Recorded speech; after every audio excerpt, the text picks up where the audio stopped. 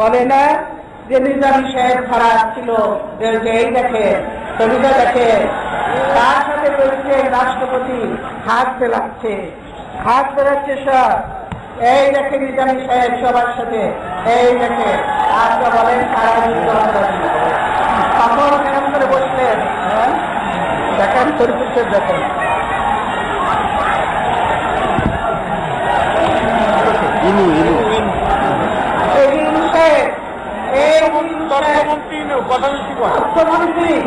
তথ্যমন্ত্রীর বিষয়ে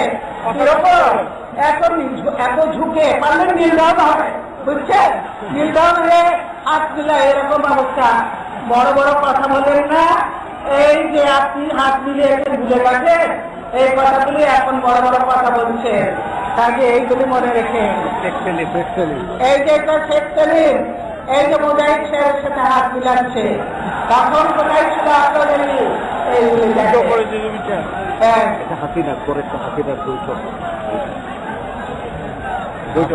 এই যে সবাইকে নিয়ে হাসিনা প্রধানমন্ত্রী বৈঠক করছেন, এই যে হাসিনা এই যে নিজামী সাহেব এই যে শেখ হাসিনা বৈঠক করছেন, তখন কোথায় ছিল আপনারা যুদ্ধ অপরাধী, এখন বলছে নিজের আত্মীয় স্বজন নিয়ে আসেন, বিচার ট্রাইব্যুনালটা ইন্টারন্যাশনাল করেন এবং সত্যিকারের যুদ্ধ অপরাধের বিচার করেন, কোনো আপত্তি নেই।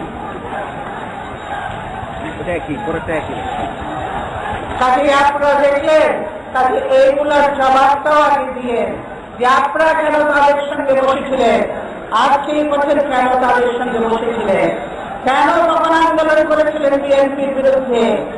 বিএনপি আমি বলতে চাই, আমরা বিচার চাই, তবে সেই বিচার হতে হবে স্বচ্ছ, সেই বিচার হতে হবে আন্তর্জাতিক মানের, এবং প্রকৃত বিচার হতে হবে, প্রকৃত অপরাধীদের শাস্তি হতে হবে, প্রকৃত অপরাধীদের। এবং যুদ্ধ অপরাধী শুধু আমাদের দলের আমাদের ধরলেই হলো, আপনার দলে আপনার আত্মীয় স্বজন সহ দলে যারা আছে তাদেরকে আগে ধরেন, তো তারপরে বলবো যে আপনারা সত্যিকারের বিচার চান, তাদেরকে জিজ্ঞাসা করেন জামাত ইসলাম আজকে যুদ্ধ অপরাধী, তাই না?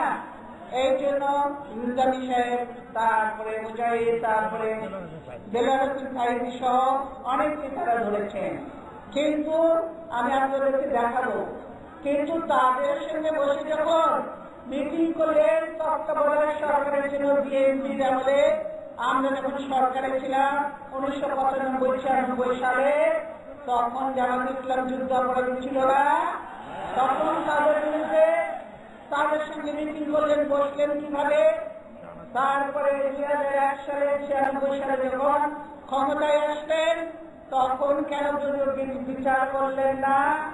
তখনও তো করেন নাই, কারণ তাদের নেতাই তো আগে সবকিছু মাফ করে দিয়ে গেছে।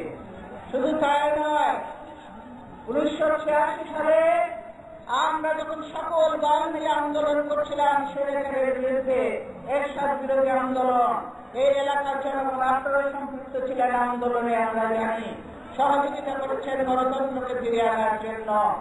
তখন আমরা সকলে মিলে ঠিক করেছিলাম এই এরশাদের অধীনে কোনো নির্বাচনে আমরা অংশগ্রহণ করব না, আর এই নির্বাচনে অংশগ্রহণ না করলে গ্রহণযোগ্য হবে না, আর এরশাদ থাকতে পারবে না। এরশাদকে টিকিয়ে রাখার জন্য সেদিন রাতের অন্ধকারে এরশাদের সঙ্গে হাত মিলিয়ে জামাত ইসলামকে সাথে নিয়ে আপনারা নির্বাচনে গিয়েছিলেন,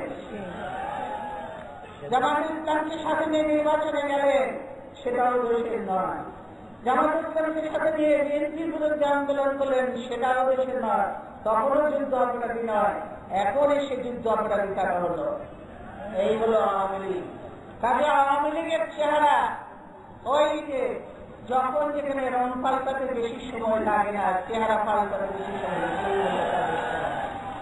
মুক্তিযুদ্ধ বলে তাদের মুখে কেন ওঠে, অথচ কত মুক্তিযোদ্ধাকে হত্যা করেছেন আপনারা, এখনো মুক্তিযোদ্ধাদের হত্যা করছেন, প্রকৃত মুক্তিযোদ্ধাদের আপনারা মূল্যায়ন করেন নাই।